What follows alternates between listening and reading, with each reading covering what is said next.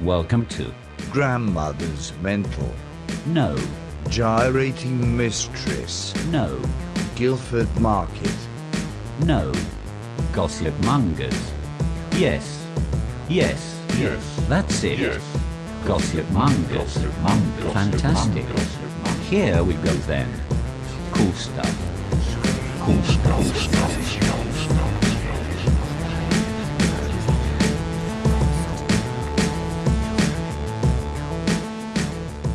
Gossip number 1. It's from Nick. I have some gossip from the area about a charlatan who I think you'd all like. There was a bloke who sold fruit and veg at the market who people locally called Shippo. No idea why he had that nickname. He liked to frequent the pubs after his shift. When he was short on cash for a pint, he'd go up to people in the pub and say, "I can hold a stack of 10p's up my arsehole for a minute. If you can provide the change and let me keep it, I will perform the trick." How many? It's just a stack. Hold on a minute. Yeah, actually, he said it was a stack of 10p's Okay. he could hold up his arsehole for a minute. I thought this was unsubstantiated gossip for a long time, until I witnessed it myself in the pub one Sunday evening. He offered to do the trick. It's called the trick. Is that what it's called? The trick? The trick. He offered to do the trick in front of me and my mates. The pub landlord said, "If you're going to do it, Shippo, don't do it by the bar. Go to the Skittles table."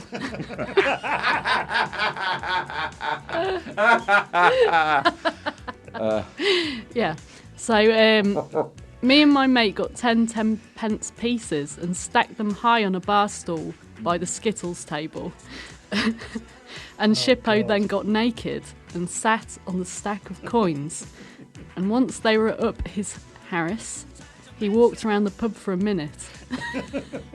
What's that? The part of the trick, David. He does is it to for a keep minute. Doing there for a minute. Yeah. Yeah, but why? Why the whole thing? No, just why only for a minute? What would you want? Maybe For it a got- fortnight? Maybe they'd fall out eventually, I think. I don't really know. Fortnight. Come back from your holidays, it's still up there. He's very sure that it's a minute. It's annoying me. Probably count it down, don't they? 60. 50. Yeah. After the minute was up, he unclenches and the 10p's drop to the floor. Oh, so he has to tense, right? Oh, it's then. not Yeah. in his arsehole. Yeah, Is it's it in just his in his... Yeah, they're all Oh, up right. the arsehole. Yeah, Okay. and then, And then but he has to tense, so it turns out he has to tense to keep him up there. So Right. he earns it. He earns the praise. They'd stay up anyway, wouldn't they? I Don't think. know, Poppy. That's where try we it. differ. You're not fazed by this at all, are you, Poppy? I think it seems quite easy. Okay, I think we know how we're ending this podcast.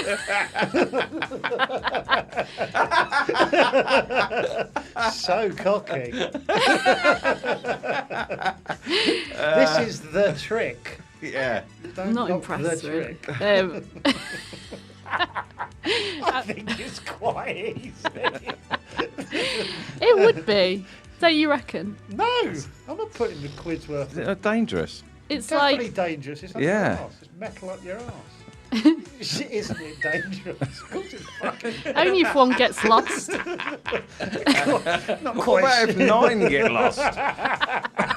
Just get one. Put them out at 60p there. 40. Dodged. Let's see what happens. Yeah, let's see what happens. Quite. That's why we're here. You don't seem that bothered. Doing it for us now. Yes, let's just see what happens. Yeah. After the minute was up, he unclenches and the 10p's drop to the floor, making the clanging sound like someone like someone winning the jackpot on a fruit machine.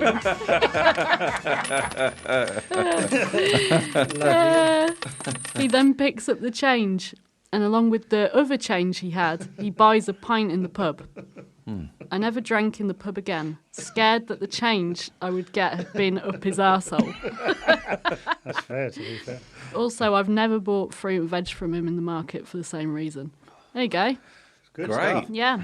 Shippo and the Bum Trick. That sounds like a kid's book, doesn't it? Like Shippo and the bum Shippo trick. and the Bum Trick. Mum, can you read that, Mum? That famous five. Shippo and the Bum Trick. Bigger than Harry Potter. Gossip number 2. What bollocks. Yeah. Okay, this is from David Nottingham. I don't know if that's David in Nottingham or... It's called David Nottingham. Confused herself already. Worried. I'm worrying about it. Loved the podcast, and I thought I'd tell you about some bollocks that got told to me a year ago, which was admittedly intriguing. Put loads of commas in this. For no Commas? reason. Yeah. Commas. Nothing wrong with loads of commas. When I was a student in the late 90s, I was working on a site in Peterborough. One of the engineers I was working with told me about some of his sexual exploits. Oh. He claimed he would place a quantity of talcum powder onto his stomach and then spaff his load onto his quite considerable gut. He would then mix up the ingredients and roll the love dough up in a ball. Oh, I'm out. I'm out. So he'd roll it up into a ball and then put it in the bin. And put it in the bin. What a waste of everyone's time. Fucking hell. What a Kills- twat. Kills 20 minutes, doesn't it, you Burke? It seems quite a neat way to deal with the fallout of an orgasm, but I've never sought to try it myself, especially now talcum powder has a negative health impact. Is it? Cancer. Is it? I think so. Shit. Could you get wanker's lung? Question mark. Wanker's lung. He also claimed that he could clamp his mouth around his wife's arsehole. What does that mean? Don't know. Sort of change your gear as well, isn't it? Clamp. Around it. Like a crocodile. Does it stick out or? Sticky out arsehole. It's not a belly button. Do you have an outie? Do you have an outie or an innie? My wife's got an outie. Quite rare. Then I've clamping my gob round it.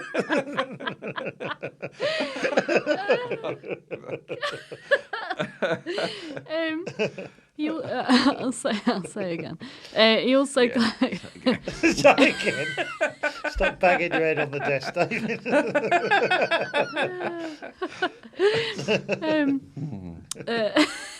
He also claimed that he would clamp his mouth around his wife's arsehole when she farted Oh, fuck off. to catch the outburst. Oh, fucking hell. Stressing everyone out. fine. It's not your life. God, I can't believe you It's not missed your that life. out the first time you read it. That little vital bit of information. Christ. Oh. I so prefer it when you read them properly. He likes it. Oh, God. He proudly said that it was fizzy and, needless to say, tangy. This is horrible. It's fine. Really? It's fine. It's really sick. For the listener sick at and home, juicy. David can't stop rubbing his eyes. Got a tangy eye. Backdraft. Coincidentally, at the time, Natalie Imbruglia's Big Mistake was a big hit, and we all know what she was singing about when she sang the immortal line, Think of all the bubbles of love we've made. What is he saying? Why, Okay. I do not know that song No, I don't. or that line. Okay. So the reference is utterly wasted. The immortal lines. From that famous B-side of Natalie and Brilliant. Fucking hell, mate. Gossip number 3. This is from Ben. This juicy little bit of gossip started in the 80s, continued into the 90s, and may well continue on into the future. Here's hoping. My older brother, my sister for the 6th form, and myself all attended the same middle-of-the-road Surrey public boarding school. One day, one of the boys, Boy A, went round to his mate's house, and while he was there, he discovered a videotape upon which had been recorded the saucy antics of his friend's parents. From what I've heard, it included the father, we'll call him Mr. Smith, instructing Mrs. Smith to get your nylons off. Before walking into view sporting a fine pair of leather grundies with a zip.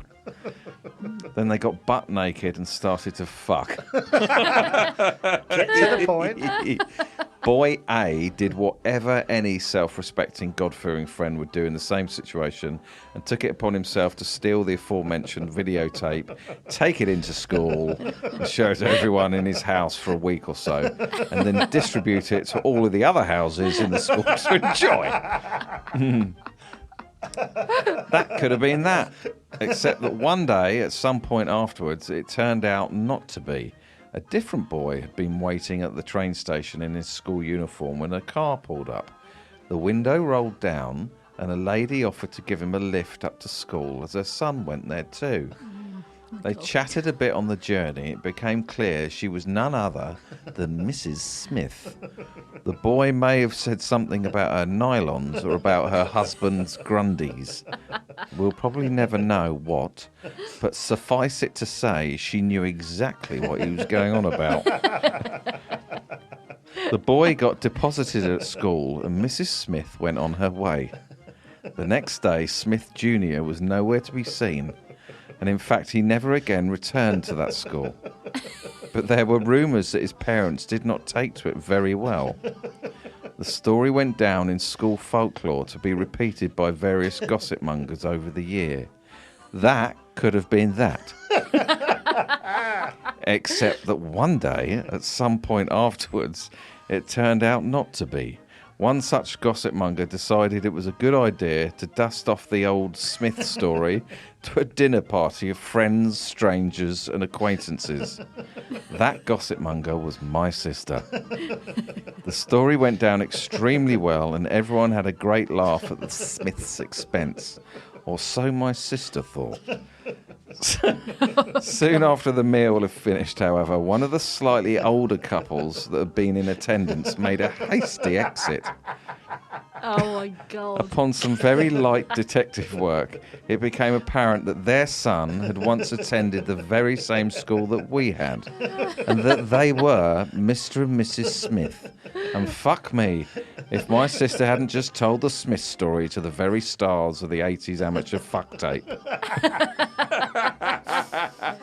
Oh, amazing. That could have been that. Except that one day, at some point afterwards, it turned out not to be. You guys decided to start a gossip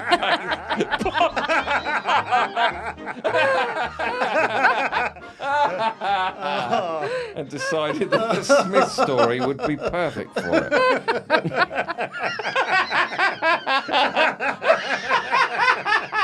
If he's got another level after this, then and that. I like to think that the Smiths have put all this behind them for the umpteenth time and have moved on with their lives. However, a tiny evil piece of me can't help but hope that they'll be walking down the road in the very near future, only to hear Poppy yelling their story out of the window for the whole world to hear just one last time. Oh, superb. Love the beautiful. podcast. Brilliant, Oh, Ben. well done. Wow. Ben. Gossip number 4.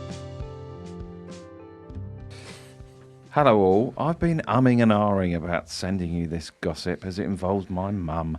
I don't think you should have sent it in, to be honest. So for the sake of anonymity, let's call her Keith. I like you already. Keith used to grow quite a lot of weed in her garden.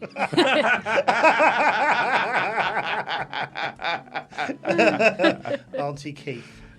Funnily enough, though, this wasn't the strangest thing about Keith. She was also a witch. Ooh. Not flying monkeys, more pentagrams and drugs.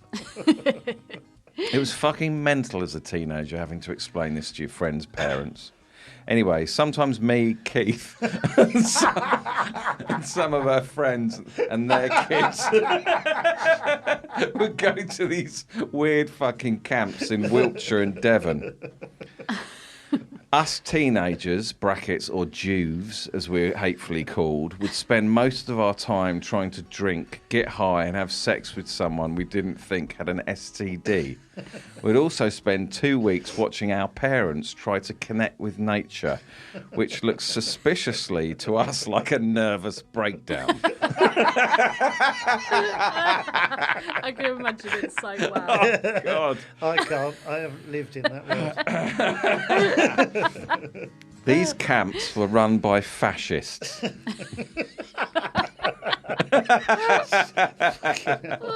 You were not allowed alcohol or meat on some of them, so we had to literally hide it by cutting a secret compartment into my friend's old Morris Minor and hoping the Stasi at the gate didn't rumble us. Awful way to spend your holiday. No meat. Someone was so desperate for a lovely few slices of bacon that they strapped them to the inside of the car's engine.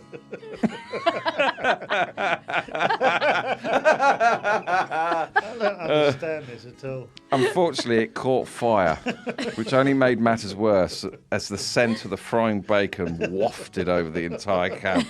Anyway, I digress. The rumour involved Keith and a few of her mates who decided on the last night of the camp to have a little bit of acid. I was not present as I had to leave early to get back for the start of school. Anyway. He's school age. Anyway, one of the guys with them completely underestimated the strength of the acid and downed a large portion of it.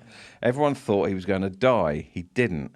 However, at 3 a.m. on a calm and chilly night, let's call him Rod felt the full force of an acid trip gone terribly wrong. At first, it started with a howl. And then it progressed with an ominous chant of, I am God, I am God, I am God, starting slowly and rhythmically, but quickly progressing to a cacophonous roar.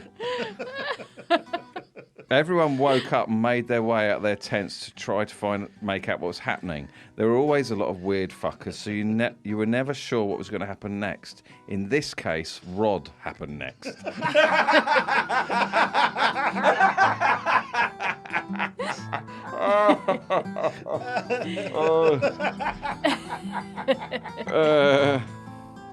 He burst forth from...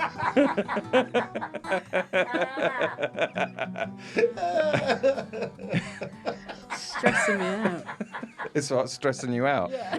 You don't look stressed. Your feet on the... look like you're on a chaise longue. My back's hurting. Fucking hell. Hate to see you relaxed. Rod burst forth from Keith's bender, brackets a type of hippie tent, and spread his arms wide, shouting, I am God, I am God, I am God. I am God. He was am God. absolutely stark bollock naked, hand around the base of his massive penis, and whirling it around like a fleshy propeller. I am God. I have this particular detail from 3 eyewitness accounts. He managed to evade all attempts of capture by the hippie Stasi, shitting himself in the process and ran for his freedom out of the field into the darkness of the night. I am God. Jesus Christ. People said that they could still hear him screaming for hours afterwards. I am God. Others said that he'd managed to make it all the way to Swindon. All I know is that when I next saw Rod, I could see by the look in his eyes that he was a changed man. It was as if he really had found God. I'm just thankful that he did not have sex with Keith. Bring Keith. On a side note, when Keith got home, she found all her weed plants had been ripped up by a family friend because he thought she was going to get raided by the armed police. Turns out they were just there to get our next door neighbour's boy for GBH. But that's another story. Cheers, guys. Paolo. Oh. Amazing. Gossip number 5. Celebrity. Richard Osman. Hello guys, Richard here. I hope all is well. Listen, I just wanted to pass something on. Listen, I didn't see it, but I heard it. Martin saw it for sure. I think it was in the Wheat Chief, but it might have been the Bent Arm, so forgive me. But listen, this is what happened. Gary Dodds, who, listen, you may not know, apparently managed to fit 14 50-pence pieces under his foreskin. Started with a few, it got out of hand, there was a whip round, ended up with 14 tucked under there. That is what I'm hearing. As I say, listen, I know someone who saw it for real. Worth remembering as well that this would have been 86, 87, and the 50p was even bigger back then. Listen, just telling you what I heard. Cheers guys.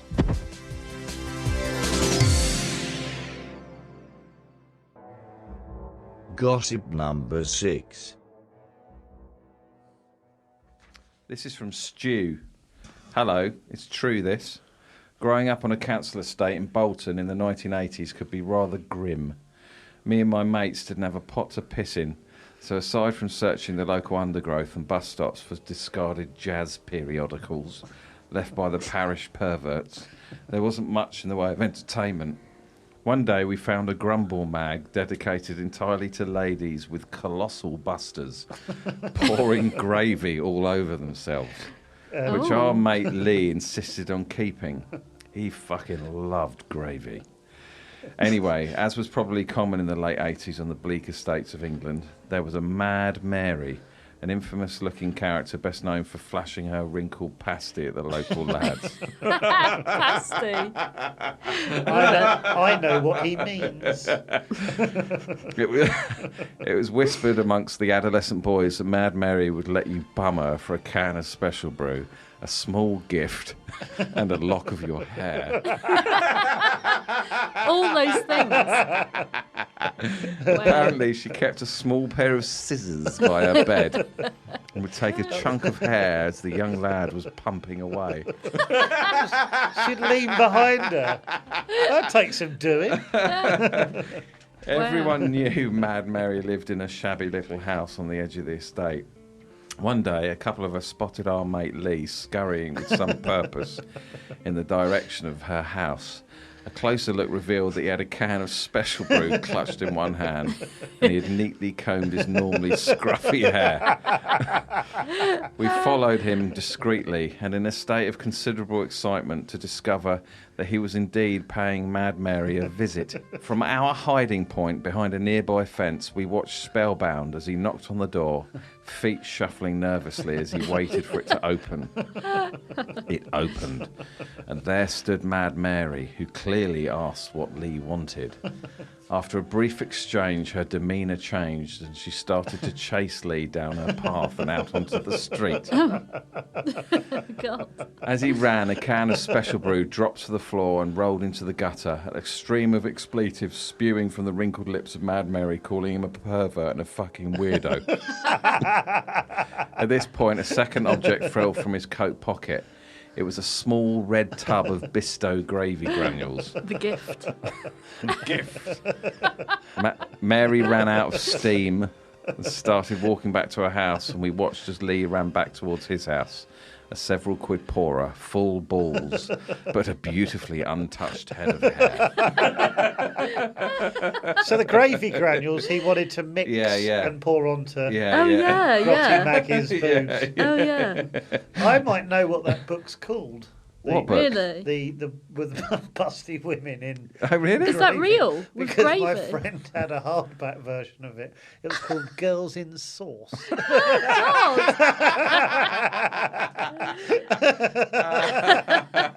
That's amazing. Well, there you go. Pouring And you gravy could get it in a over. hardback copy because he had it.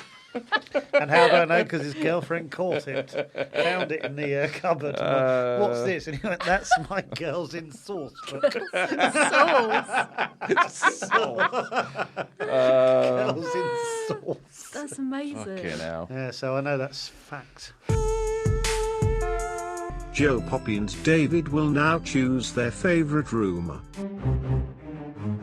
Right, so I'm going to read out the top 5 rumours of this week, and we're each going to write down our favourite and then reveal it to... Each other at the same time. right? Yes. Yeah. Okay. Right, number 1 is Shippo and the Bum Trick. Jesus, forgot about that. Shippo and the Bum Trick. I Such remember a enjoying title. Shippo on the Bum Trick. Yeah. Number 10 2 is the Acid Hippies. Yeah. Yep. Number 3 is the Smiths and the Ongoing Gossip. That is good, yeah. Yeah. Number 4 is Mad Mary and the Gravy Granules. You sound quite Radio 4 when you did that. God, I'm between two. I am as well, yeah. I'm just going to put... Yeah, no, I've got mine. When you've done yours, I'll write mine down.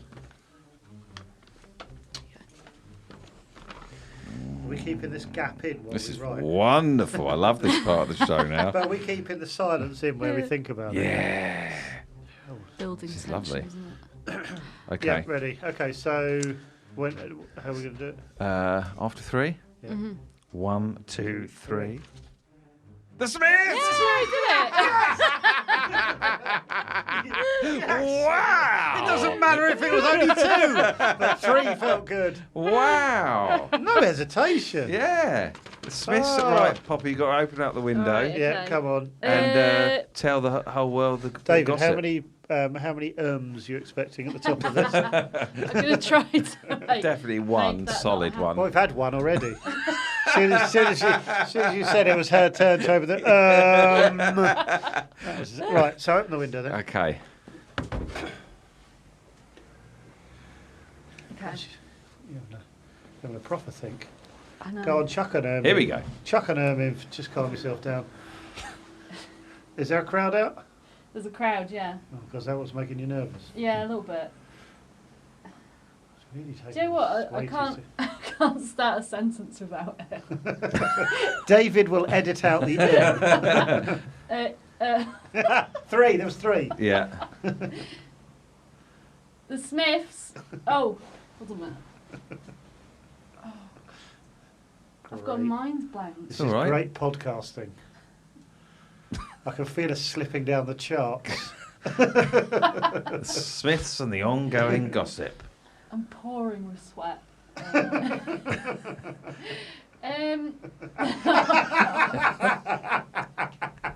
It's so hard to not say that. Someone found a tape of the Smiths. The man Not the was band. like, take your nylons off. What were his pants made Just want to of? apologise to all the listeners. You've probably switched off now, but if you haven't, you've fallen asleep. Wake up. Leather pants. And boy A watched it, bring it to school, spread Not it using round whole school. sentences anymore. Spread it round school, and everyone knew about it. Has the crowd dispersed, Poppy? Some have left, yeah. Loads of people saw it, and then the guy, I don't know, a woman picked the guy up, one of the kids up. Not just any woman.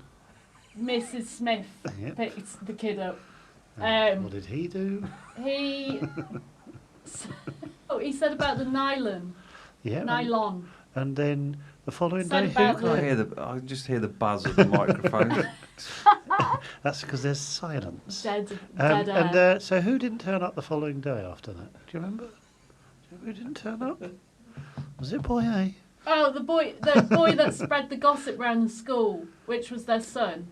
Yeah, And then at a dinner party, the author's sister. Do you know what? Just two. Yeah, just say you don't know. Just two old people had sex on a tape. Yeah.